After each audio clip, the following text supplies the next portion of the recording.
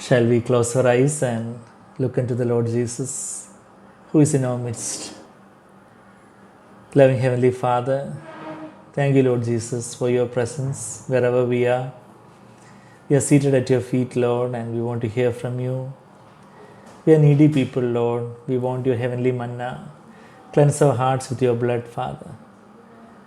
With your blood, O Jesus, and fill our hearts with your Holy Spirit and help us to hear from you. Help us to sense your still small voice in our spirit as we see from your word, Lord.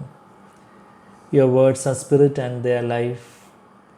You break and bless it to our hearts, and let our inner man be nourished, and let us be transformed into your image more and more as we meditate your word and as we treasure your word in our hearts, Lord. Write your word upon our hearts. Make it part of our lives, Lord. May that word become flesh in our lives as it became in Jesus' life, Lord. We want to surrender ourselves and let your name alone be glorified. In Jesus' precious, sweetest name we pray. Amen. Amen. So, I just want to share something shortly on pleasing God and not pleasing man. That's a temptation, not only for young people, for even for older people. There is always a temptation to be pleasing before man, to please men rather than pleasing God. And one great hindrance in pleasing God or bringing delight to our Heavenly Father's heart is that we many times seek the honor of people. We want, people to tell well about us, and we are more concerned about testimony before people rather than living before the presence of God. This very amazing statement in Galatians chapter 1, where Paul tells from his own life. When Paul writes the letter to Galatians, he is writing inspired by the Holy Spirit what he experienced in his own life. And if Paul could experience that, God wants us, each one of us also, to experience that. Galatians chapter 1 verse 10, he says, Galatians 1:10, where Paul says, "For am I now seeking the favor of men or of God? Or am I striving to please men? If I were still trying to please men, I would not be a born servant of Christ." So this great temptation to please men, even the Galatian Christians, they came to the Lord, they heard the gospel, they responded to the gospel, they became born again. And when many people came to them with some false teaching, with a gospel which was something not according to the true gospel which the apostles preached, they just swallowed everything, and they were seeking to please those people who were persuading them with taking circumcision and many things like that. And so Paul is telling Galatians 1:10, am I now seeking the favor of men or of God? In our own lives also, especially young people, and even if we grow older also, this temptation, it will be sometimes different categories of people that we will be trying to please. Just like there are 3 parts in the Old Testament tabernacle. I don't know whether the word tabernacle is familiar for all of you. If not, tabernacle is a structure which God commanded Moses to build in the wilderness for God to dwell in their midst. So tabernacle had mainly 3 parts: the outer court, holy place, and the most holy place. Most holy place is the place where God dwelt. So tabernacle, we can take that symbolism in many aspects of our own practical Christian life. It can denote 3 levels of a Christian life, where one degree of Christian life is the life in the outer court, where if I say about the aspect of seeking whom to please, we can take this tabernacle example and say that people in the people in the outer court, they will be seeking to please the worldly people. The worldly people and the worldly relatives, the worldly friends. Mainly, youngsters and all would be in that temptation, having the temptation to the peer pressure. The many students are doing like that. All my friends are doing like that. Sometimes, actually, even for older people, all our unconverted relatives are there. What will they say if I do like this? If I take a radical stand for the Lord, what will these people say? What will the other people say? What will that uncle say? What will this auntie say?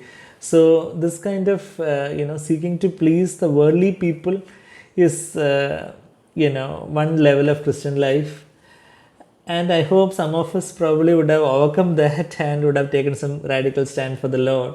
But still, we can be in the second level, where in the holy place, outer court, holy place, most holy place. So in the holy place, we might be seeking to please spiritual people only. Like we will be seeking to please the leaders and elders or pastors of a church or priests of a church. We might be seeking to please some godly leaders even. They will be really godly leaders, but we are not trying to seeking to please God alone. We are not seeing whether Lord is well pleased with me, but rather we are concerned about their opinion, that person's opinion. Even, it might be, good believers' opinion, but still we are in some kind of a bondage where, of course, really godly people's opinion we need to value, and we need to see whether, how much we have to learn from that. But what I'm saying is that whether we are in a bondage to please them, or whether we are seeking to please God alone. So the place in the most holy place where God alone is there, that is the life of true freedom, where we are not concerned about what others think about us, but we are concerned about what the Lord is thinking about me. Is the Lord pleased with me? Is the Lord happy with me? So, in these three levels, we can live the Christian life. And I just want to show you another verse in John's Gospel, chapter 5, where also Jesus says his own personal testimony when he came as a man, what he says. John's Gospel, chapter 5, verse 41, where he says, I do not receive glory from men. The honor and approval and of men I am not receiving. Even when, of course, many people would have thanked Jesus, and many people would have, given much honor and appreciation to Jesus, but he passed on all that glory to the Father. He did not receive it and took it to himself. So he says, I do not receive glory from men. And then he says, in the subsequent verse, in verse 44, there he says, how can you believe when you receive glory from one another, and you do not seek the glory that is from the one and only God? He says, how can you believe if you seek glory from one another? Many, for youngsters and all, the fashions and styles and tattoos and so many things of the world is very attractive to them, because they are thinking about, what will people think about me? I want to be conspicuous. I want to be, I want to be the center of attention. In that level, they would be seeking to please one another, their friends or relatives, unconverted people or something like that. But they will be, even little more spiritually minded person also, religious people also would be seeking to please whether that person will tell good about me, this brother or this sister will tell well about me. But actually Jesus says, how can you believe, how can you have the true faith in God when you receive glory from one another and you do not seek the glory that is from one and only God? So what Jesus is teaching is that we need to seek glory from one and only God only. Whether the Lord is pleased with my life, whether the Lord is happy with my life, even if probably the church elders or church pastors or priests, or all our relatives and friends would be very happy with us, but God may not be really happy with us, because God knows our inner life, our private life, our hidden life, our thoughts, our priorities, our values, everything God knows.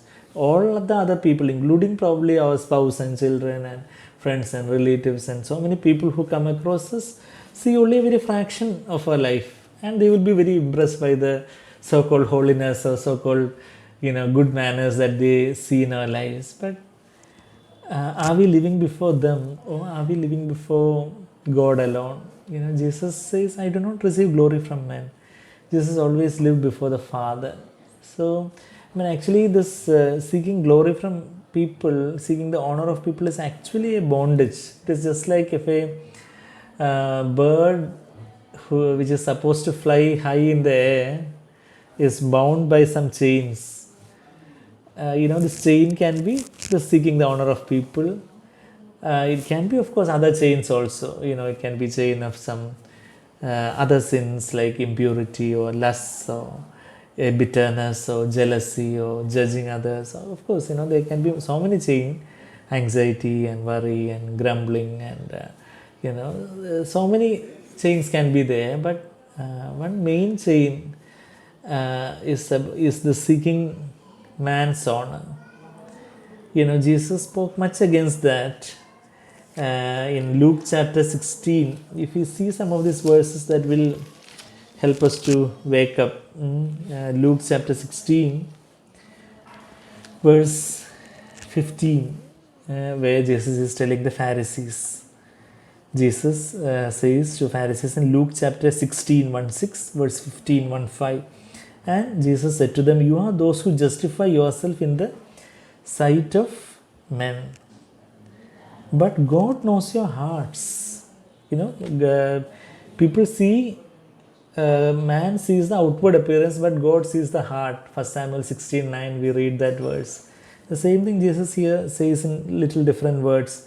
You are justifying yourself in the sight of men, but God knows your heart. People are seeing only the outward appearance, but God knows your heart. And then Jesus says, for that which is highly esteemed among men is detestable in the sight of God.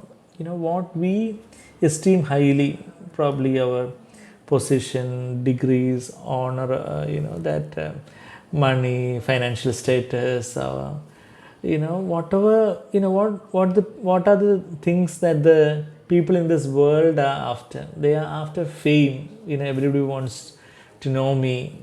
They are after money.